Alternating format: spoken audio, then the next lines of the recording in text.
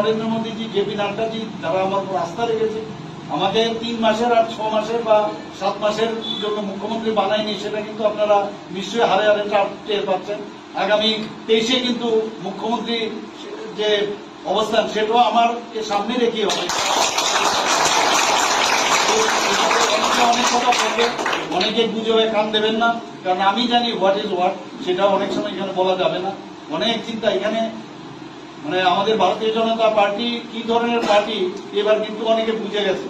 কাজে বুঝতে পারছেন, প্রধানমন্ত্রী নরেন্দ্র মোদীজির সাথে যখন আমার এবার প্রথম দেখা ওনার অফিসে গেলাম, তো উনি প্রথমেই আমাকে দেখে বললেন, নিদ না রায় না? আমি বললাম যে নিদ, উনি বলছেন যে নিদ না রায়, ঘুম হচ্ছে কিনা? আমি বললাম, আপনি প্রথমে সভাপতি বানালেন ত্রিপুরা প্রদেশের, সেটাও আমি চাইনি। এরপর বানালেন রাজ্যসভার সদস্য, সেটাও আমি চাইনি। তো এখন আমার মন্ত্রী তো দূরের কথা, মুখ্যমন্ত্রী, এখন আমার রোজই ঘুম হয়, অসুবিধা হয় না, আমি একদম ইমিউন রয়েছে।